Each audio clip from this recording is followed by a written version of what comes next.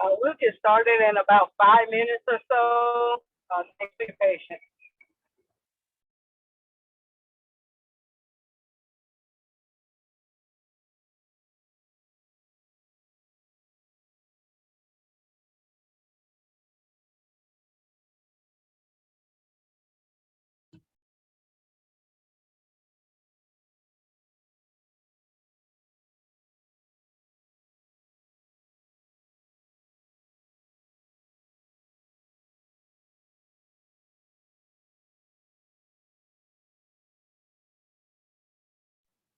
We'll get started in just a few. Thanks for your patience.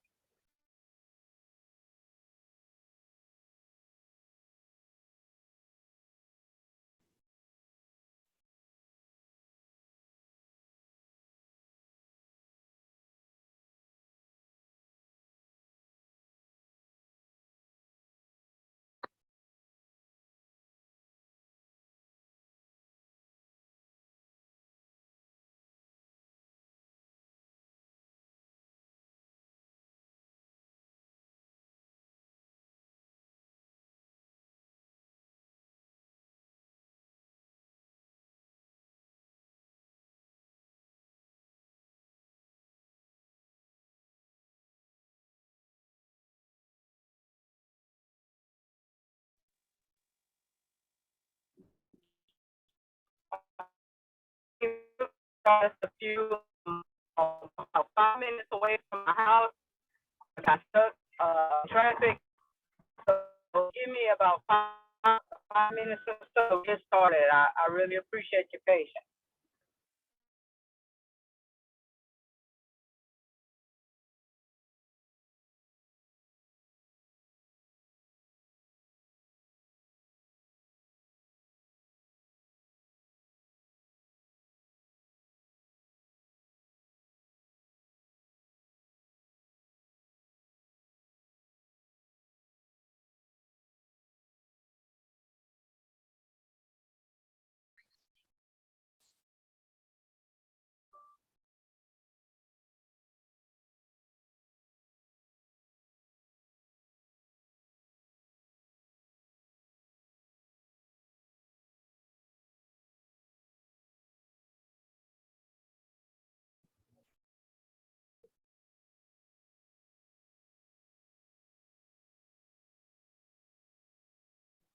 Thanks everybody for joining in. We'll get started in just a few. I really appreciate your patience.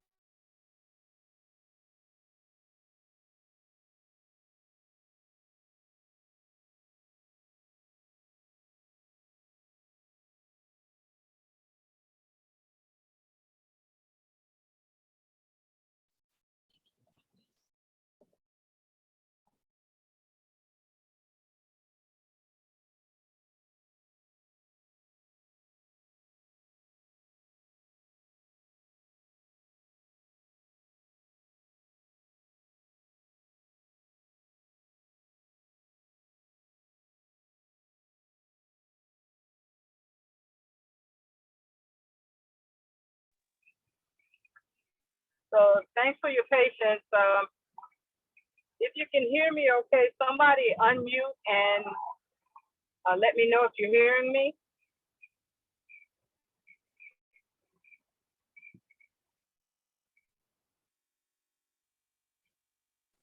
I can hear you.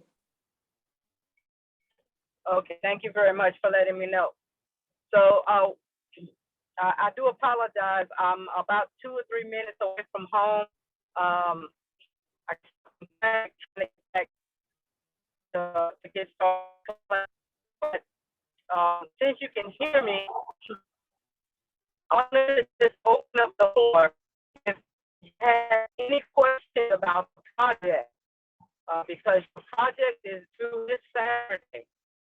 Now, my intention is to cover the rule with you today, but while we're waiting for me to get home, if you have questions, feel free to unmute and ask your question.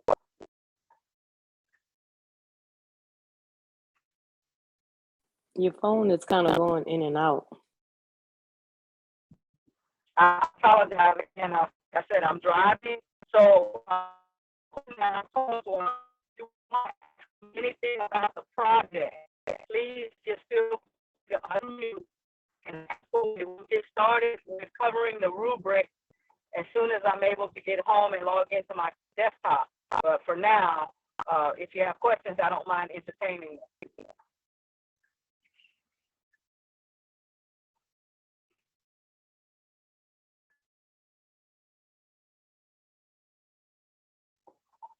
Nobody has a question about the project? Everybody's ready to turn it in.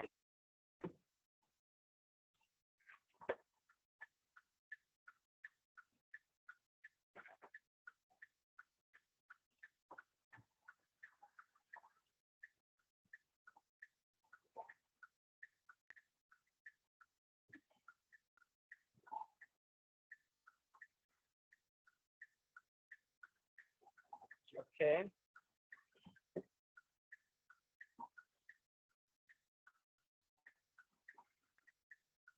Let's see if I can share my screen here.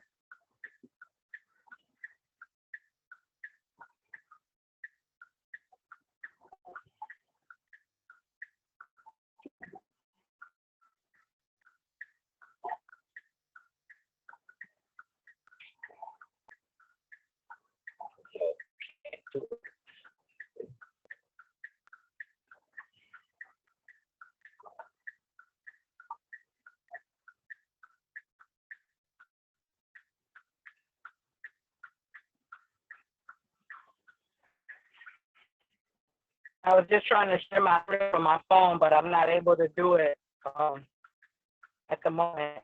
So I guess if nobody has any questions for me, then we'll just have to wait until I'm able to get to my desktop, and then we'll. So thank you for being patient with me. I'm in the driveway in just a moment, so we'll get started. Thank you.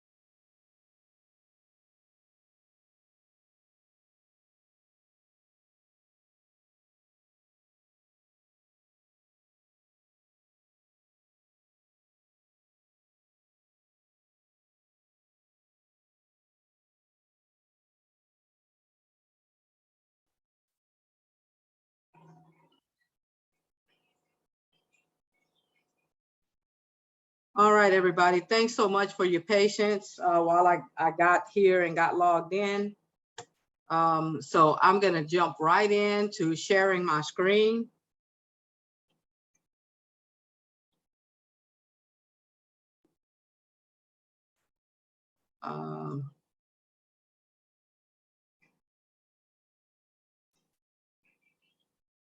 Okay, wait. So I'm going to have to leave out and come back in because right now it's treating somebody else as the host and I'll need to take over that role. So bear with me just for a second.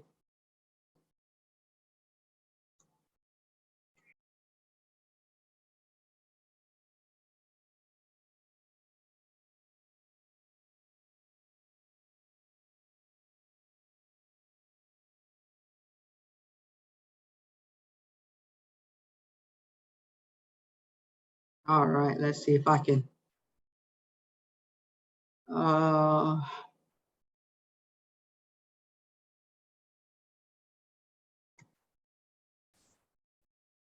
So Danielle, I believe I set you as the host. If you will, let me see if I can.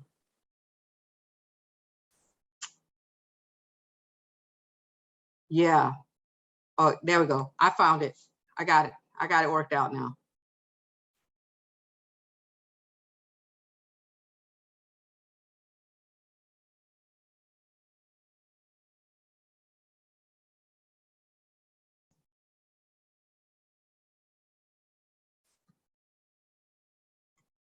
There we go. All right. Sorry it took me so long to get here and get set up and figure out how to get things working properly. But we can go ahead and get started now. So let me tune into the weekly overviews. And so if we're looking at the weekly overviews, you'll see we're right here on this week. And so your project is due this Saturday, as I mentioned. So up until now, I covered all of the information and the project details, including you know, how you need to format your summary, the reference page. I talked about avoiding plagiarism, the fact that you needed to include a full copy of the article, so on and so forth. What I have not covered with you is the actual rubric that discusses how I'm going to score the project.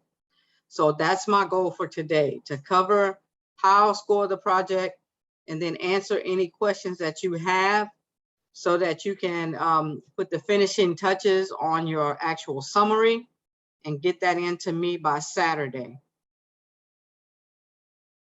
So here in the project folder is a copy of the rubric. So I'm going to open that and go through it with you. Okay.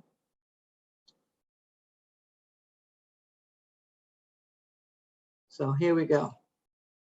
Let's see if I can zoom in on that any better. Bear with me. There we go. I think that's a little better. And so here we go. So the project is worth 100 points. It tells you that in the project details, it and in the syllabus as well. So what I did for the 100 points is that I broke that 100 points down into 5 different categories. The maximum for each category being 20 points. And so you can see here the 5 categories: summary, connections to lecture, article choice, organizations, mechanics, requirements. And then I took those categories and I broke down the point totals so that you have a good category, fair, and poor. And I outline in the rubric what you have to do to fall into each of those point levels, good, fair, or poor. And so what I want to do is make sure that you understand from me what it is I'll be looking for each of those categories. Now, this information is also covered in the project video that's in the announcements. There's a link to the video discussing this very information in the announcements, but I'm also going to cover it here today so that you have a chance to ask any questions you might have. All right. So for every project that gets submitted, I complete one of these rubrics. And the rubric is filled out to show what points you received in each category and an explanation of any points that you lost in each category. Okay. And for, once I score your project, I post your score in Canvas so you can see your score. And if you have questions about it, you can always reach out to me and I'll send you a copy of the rubric that I use to score your project. Okay. All right. So what I'm going to discuss is what it takes to do a good job on this project. I don't think I need to tell you how to do a poor job or even a fair job, because most students can, they can do a bad job on this project without any help or information from me. So what I want to make sure you understand is what it takes to get, a good score on this project. What do I look for in each of those 5 categories? All right. So in the summary category, what I'm looking for is clear evidence that you wrote the summary in your own words. Okay. You're not using a bunch of fancy, scientifically technical jargon. You're taking the main points of the article and breaking them down and explaining them to me in your own words, in as simple terms or in layman's terms. Okay. I'm also looking to see how much you quote from the article. Remember, there's a rules that you have to follow if you quote. You have to put the quoted material in quotation marks, and you have to indicate in parentheses what page you took the quoted material from. But if the summary is to be in your own words and you're quoting too much, then you're going to lose points in the summary category. And just to be clear, I operate with the 80-20 rule. If more than 20% of your summary is quoted, then you're quoting too much. Okay. I always advise students, don't quote anything at all. You're writing a 2-page summary. You don't need to be quoting a whole bunch of stuff. Tell it to me in your own words, as best as you understand. Okay. So do you have any questions for me about what I'm looking for in the summary category of the rubric?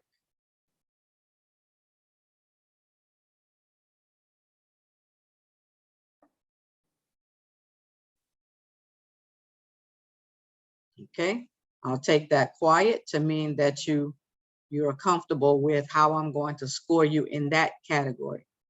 The next category is connections to lecture class. So what I'm looking for in that category is how well you explain the connections that you found in your article to things that we've covered in lecture class. Okay, so if they are using properties or concepts that you learned in this class, it would be appropriate for you to explain the connection. So for example, maybe your article deals with energy. I'm not saying that it does, I'm just using this as an example. So let's say your article deals with energy, and definitely one of the topic areas that we covered in this class was energy. So it would be appropriate for you to mention, hey, this article focuses heavily on energy. In lecture class, we learned about mechanical energy, kinetic and potential energy, and you know, that's what you're learning. That's what you're stating to establish that you see a connection. Maybe they're dealing with energy, but not in the same way we discussed it. Maybe they're not dealing with kinetic and potential energy, but maybe they're dealing with nuclear energy. And so it would be appropriate to mention, hey, we talked about kinetic and potential energy. I noticed in this article, they focus heavily on nuclear energy. Or maybe they're covering energy, but they're using different units. We focused heavily on joules as the unit for energy, but maybe in your article, they're using mega electron volts as the unit for energy. It would be appropriate to say, hey, we covered mechanical energy using joules as our unit, but in this article, they're covering energy and they're using mega electron volts.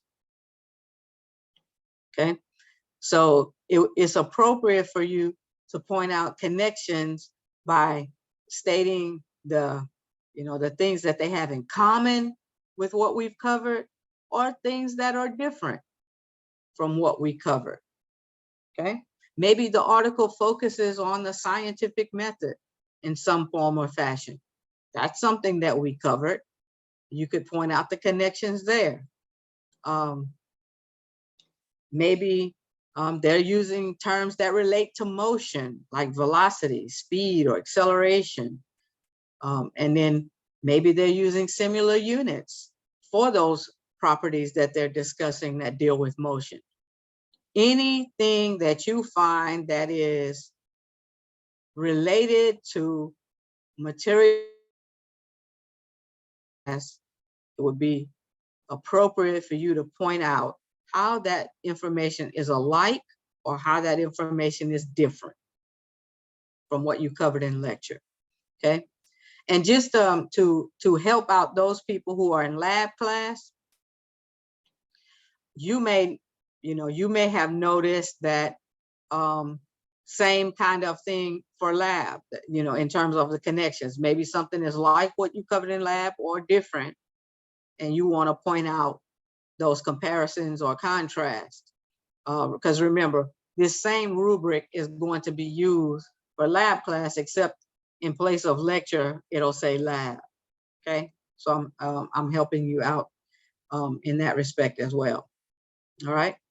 Any questions about connections?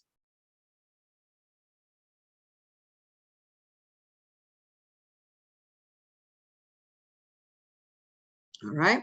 Article choice. This is one of the easy categories, because if you got your article approved and you summarize the article that you got approved, you automatically get the 20 points in the article choice category. If for some reason you do the summary, but you're using an article that you did not get approved, you automatically lose the 20 points in the article choice category. Okay, and remember, per the project details, if you did not get an article approved and you do the summary, but it turns out you do it on the wrong type of article, you get a 0 on the project, per the project details that are on Canvas. Okay, I thought I heard a question. Somebody unmuting to ask a question?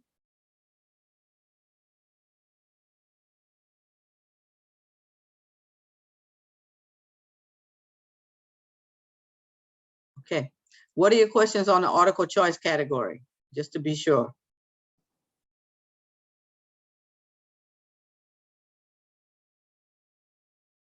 All right, organization. So I'm looking to see that your paper is well organized. You have a clear introduction that explains what you're going to be discussing.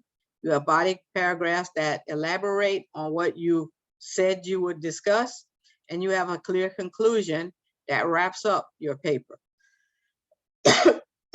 Okay, so remember, I gave you your first sentence. Your first sentence is listed in the project details. I am summarizing the article named, written by, published in the year. You fill in the blanks for your article. That should be your very first sentence. After that, I would expect you to explain to me in that introduction what you're going to discuss from that article. Nice body paragraphs that discuss, and then a conclusion that wraps it up. Okay. So, you know, I'm looking to see that your paper flows smoothly. Okay. It's very clear, and things are well connected and explained. And then, you know, you give me a nice conclusion. Now, I always get the question, do I have to have a paragraph that discusses connections, or can I just put them throughout my body paragraphs? That is your choice, okay? How you structure the paragraphs and what you put in them is totally up to you. You just have to be sure that you do establish connections and that you clearly explain, you know, your article. I always tell students, tell me the story of your article and how it connects to this particular lecture class. All right. Any questions on the organization category?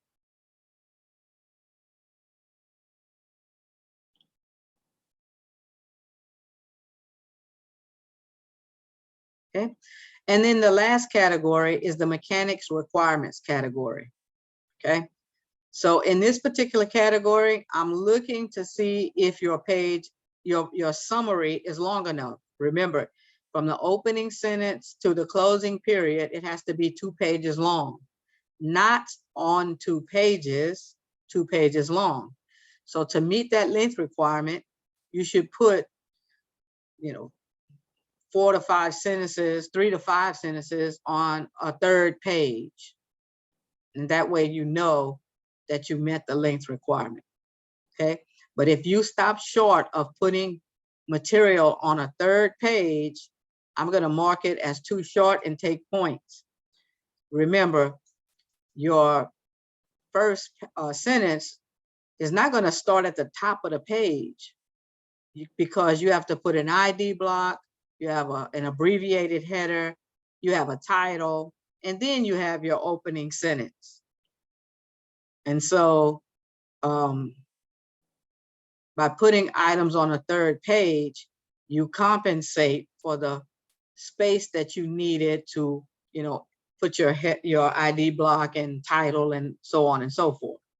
Okay. So you need to have 3 to 5 sentences on a page number 3 in order to meet the length requirement. The other thing that I'm looking for is that your paper isn't full of grammatical errors or typos. I get it. This is not an English class. I'm not an English instructor. So I'm not, you know, I don't scrutinize this to the degree that they would in an English class. But I mean, if you know, there are some grammatical errors or spelling errors or typos that I just won't be able to ignore, right?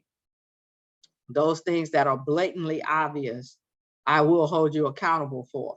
Okay, so do a spell check, do a grammar check, you know, have somebody else look it over to make sure that what you're submitting, you know, is grammatically correct. Okay. The other thing that I'll be looking for are some requirements that I told you you had to meet, and that is, you must have a properly formatted reference page included, and you must include a full copy of the article, okay, or a link to it. Okay, I always tell students either link to it or attach the full article as a PDF.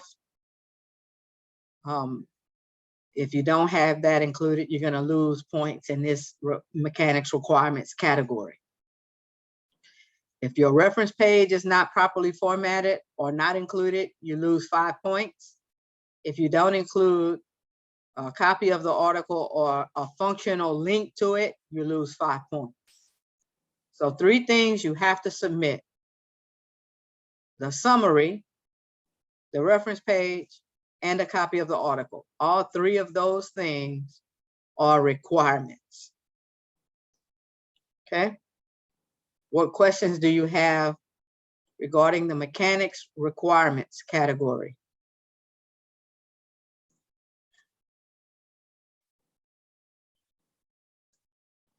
All right. The other thing that I want to remind you of is please do not plagiarize. If you plagiarize, you will forfeit all points, even the points that you earned in the article choice category by getting your article approved. If you plagiarize, you lose all points. And it says that in the project details. Okay, so that's just to remind you of that. All right. So now you know exactly what I will be looking for when I score your project. And if you have any questions, I'm more than happy to address them.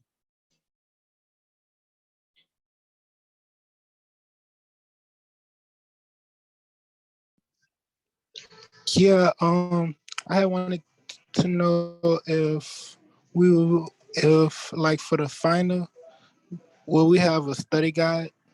I'm talking about the project right now. If you have questions about the project, I'll be happy to answer. We're going to talk about the final in just a few. All right, thank you. No problem. Anybody else? Questions about the project? So we can move on and talk about the final if nobody has questions. All right. So what I'll say to you is, if you're working this weekend on this project and something comes up, you're not sure about anything. I know that, you know, for a good part of this week, we're on holiday, but, you know, I will check in periodically to see, you know, check my emails to see if I have questions and respond to you. Okay. So with that, I'll close out the rubric on the project, and we can move into talking about the final exam, because it will open on this Saturday. And if you click on the finals week overview, you see that there is in fact a study guide available. Okay. So there is a study guide, and we'll talk about it in just a moment. All right. So it tells you here that your final exam is due on Saturday, December 4th by 11:59 p.m. That exam is proctored, and so you have to use honor lock. Check out the practice exam first to make sure you have all the kinks worked out, everything's functioning properly, and then click on the honor lock link on the left, which if you scroll down a little bit, you'll see there's a link to honor lock. You'll see it. You can click on that link and get started. The exam is not going to open until this Saturday. Okay, so if you try to take the exam before this Saturday, it's not going to be available. Okay, so I always tell students, turn in your project first and then start the final exam. Okay.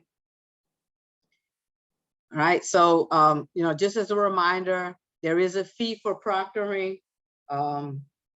And if you paid the $27 already, then you don't have to pay anything else to take the final exam. That $27 covered the midterm and the final. All right. And you also have a final discussion that's due this Saturday, December 4th. And it tells you in the directions Do not post your responses to the final discussion. Email me your final discussion by December 4th, okay? So we can take a look at each one of these items. So these final exam logistics, those of you who took the midterm, this will look very familiar because it's the same instructions except for the final exam, okay? So for this final exam, you can use equations or formulas or any printed material that you want. You can print out the solutions that I've made available to you under useful links.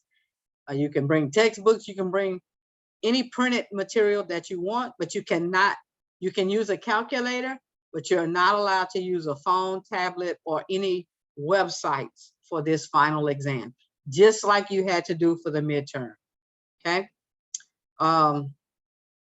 You'll have 4 hours to complete the final exam. And again, it's being proctored by Untitled. If you need access to directions, there's a link to it, to the Untitled Canvas Guide. There's also a link to information on Untitled in the actual final exams overview. Do not email me any of your work. Type your work in the exam space provided. And you must show work to receive credit. I do not give credit for incorrect or correct answers if you don't show your work. Okay, so you must show your work. And you must show it in the exam on Untitled, not in email to me. Make sure you follow all instructions with each problem. If it tells you to do show your work in a certain way or to follow a particular format, do what it asks you to do. Okay, and the final exam is worth 100 points, and each question has the point total listed. And you know, I have to turn in grades by certain times, so typically it takes me about a week to get your final exam scored. And notice it says that I will not allow makeup unless you have some documentation explaining your absence, like a doctor's note, an obituary, judge's order, so on and so forth, okay? What are your questions about the instructions that are provided here for you?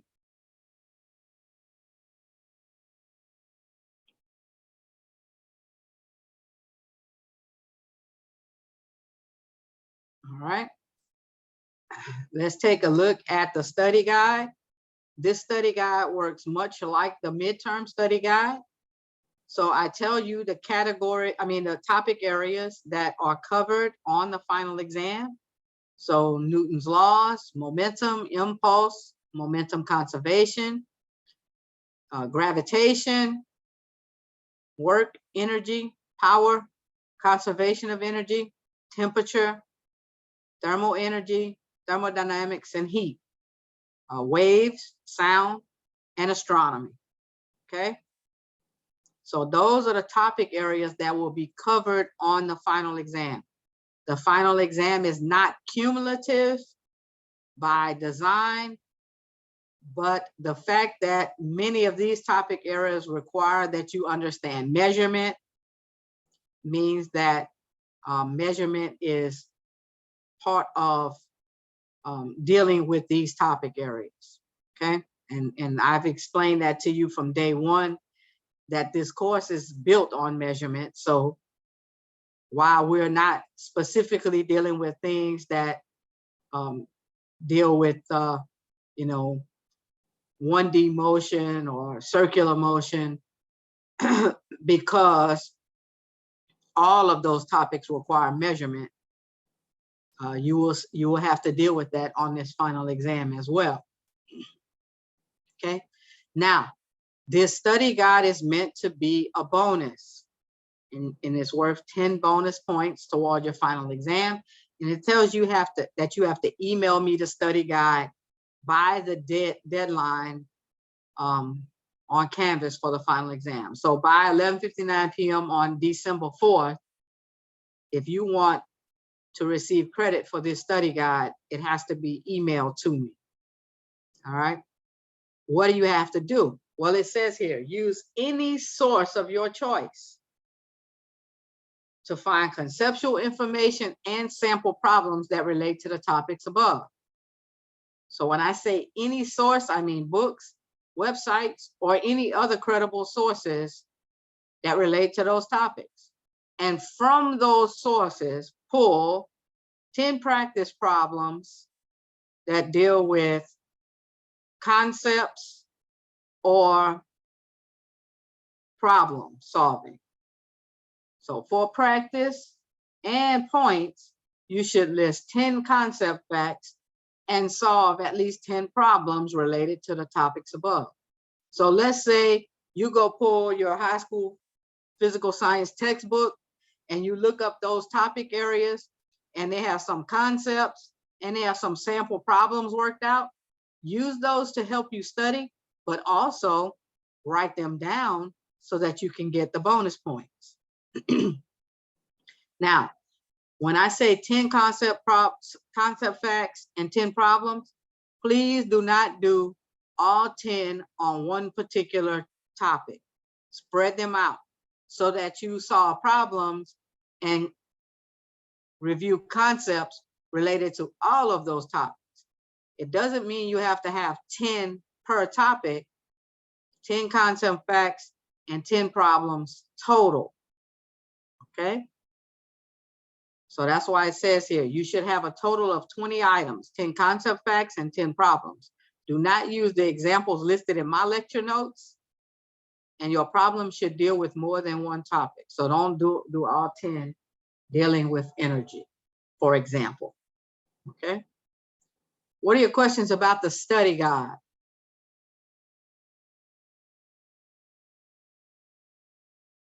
No, ma'am.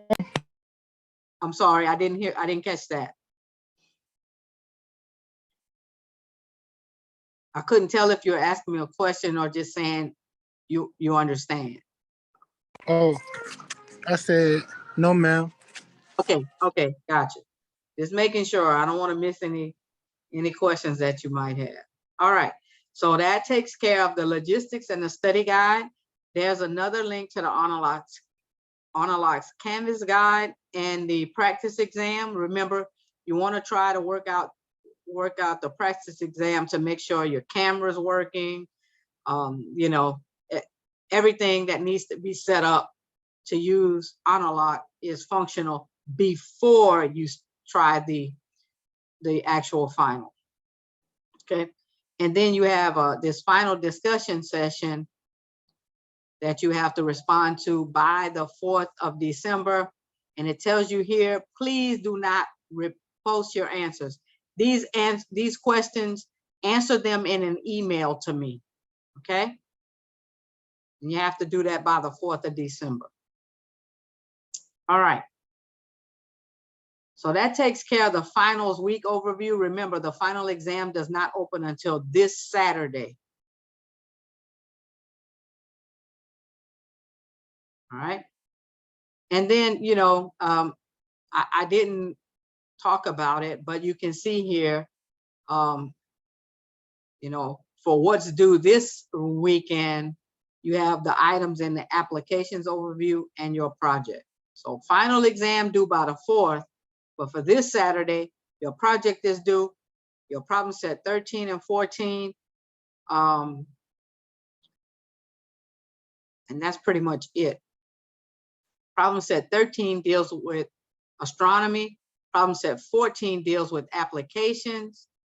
And I've given you a link to a website that discusses some applications of the physical science that you've been learning this semester, right? What are your questions about anything due this week or next week? We do not meet next Monday because I've already discussed the final exam. So there's no reason for us to meet next Monday, okay? But at any point between now and this weekend or now and next weekend, don't hesitate to shoot me an email and ask me any questions you have, all right? one last time before we sign off. Any questions?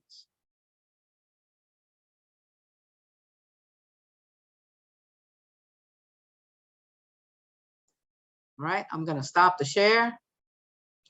I wanna say thank you for being here with me this semester. I hope you know, you've enjoyed this class and found it informative.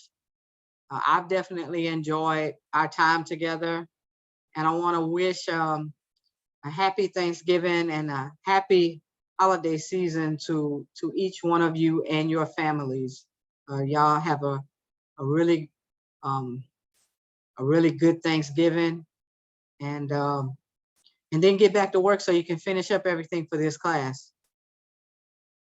And then, of course, you know, I wish you and your families a happy holiday season, Merry Christmas and New Year's, because we won't meet again between now and then. All right. There's no questions. We're all done. Y'all take care and be safe. Thank you. Happy holidays to you too. All right. Take care now.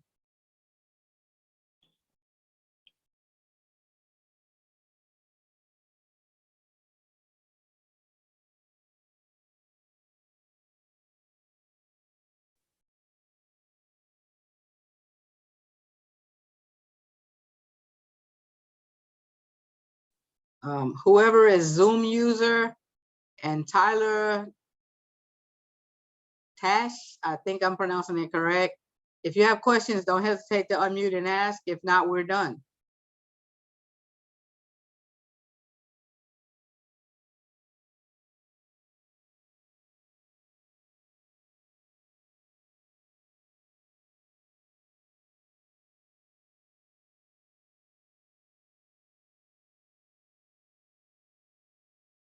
All right, everybody, we're done. So I'm gonna go ahead and end the class. Y'all take care.